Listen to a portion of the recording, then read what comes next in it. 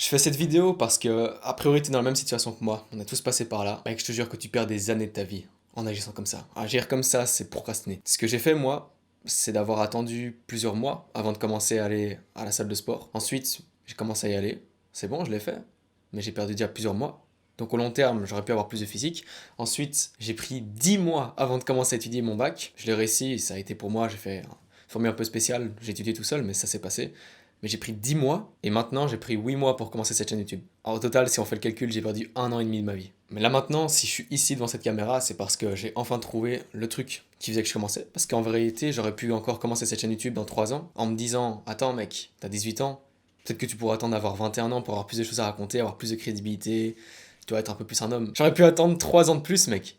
Non, là je suis là maintenant. Certes, ça m'a pris 8 mois, ça aurait pu me prendre 3 ans. J'ai pris des notes. Donc, la première chose que j'ai dû mettre de côté, c'était d'écouter mon cerveau. Quand t'écoutes ton cerveau, il va te dire: attends mec, t'as 18 ans, attends quelques années avant de faire ta chaîne YouTube. Tu dois faire un travail pour, par exemple, tes cours, t'es à l'école, t'as un travail à faire, un gros projet comme ça, qui compte pour ton année. Tu dis: mec, c'est bon, j'ai 2 semaines, je peux commencer dans 3 jours, ça change rien du tout. Tranquille, tu commences dans 3 jours, et dans 3 jours, tu te dis: bah attends, je peux attendre 2 jours. Et si tu fonctionnes comme ça, ou t'écoutes ton cerveau qui te dit des trucs qui n'ont aucun sens, parce que finalement tu devrais juste commencer maintenant et faire un tout petit peu du travail. Si t'écoutes ton cerveau, gros, je te jure que la plupart du temps, il est en train de te niquer.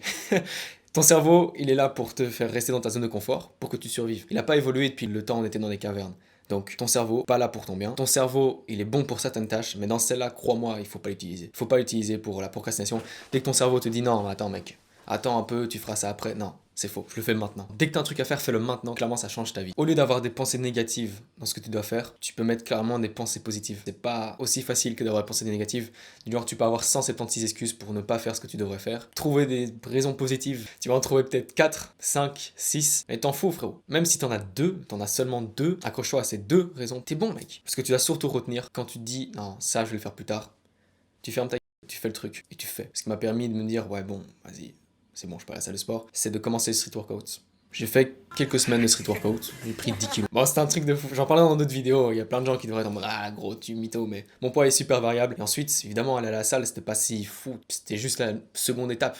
Donc, tu juste commences à faire un truc, tu te rendras compte que c'est pas si difficile. Tu dois étudier, comment juste étudier, faire un exercice. Par exemple, tu as un examen à rendre, tu dois connaître 10 exercices pour l'examen. T'en fais un, aujourd'hui j'en fais un, demain je fais le deuxième, après-demain le troisième. Et à partir du moment où tu fais juste un peu de l'exercice, tu te rends compte que c'est pas si difficile. C'est jamais si difficile. C'est ton cerveau, encore une fois, qui essaie de te niquer en disant: non, non, non, mais attends, si tu fais ça, gros, qu'est-ce qui va arriver? Il va te chercher plein d'excuses pour que du coup tu restes dans ta zone de confort et que tu te fasses pas bouffer par un tigre. Sauf que maintenant, bah gros, il y a pas de tigre, t'as juste à avancer. La troisième chose que j'avais en tête qui m'a permis de vraiment commencer à passer à l'action, c'est une histoire. L'histoire, c'est un fils, il a 8 ans, il dit à son père: papa, je veux pas courir, parce que je sais pas courir.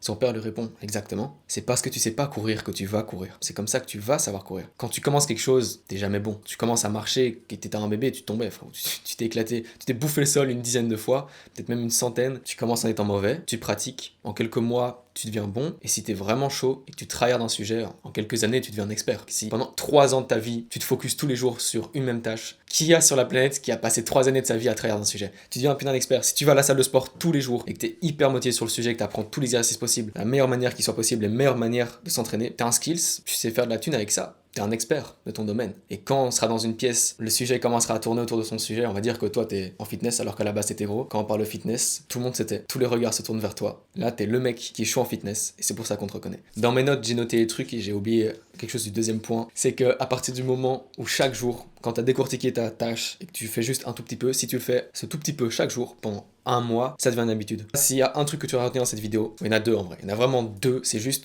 fais, arrête de te poser des questions, arrête de dire pourquoi tu devrais pas le faire, juste tu fermes ta gueule, tu le fais. Et le deuxième truc, quand tu le fais, tu fais décortique, tu fais un petit truc, step by step, t'en fais une habitude. Un mois, tu fais chaque jour le même truc. Et si pendant un mois, tu fais chaque jour la même chose, par exemple pour moi c'est faire des vidéos YouTube, mais si chaque jour pendant un mois je fais une vidéo, ça devient naturel. Tu vois, là c'est la première que je fais, évidemment ça sera moins naturel que dans 25 vidéos.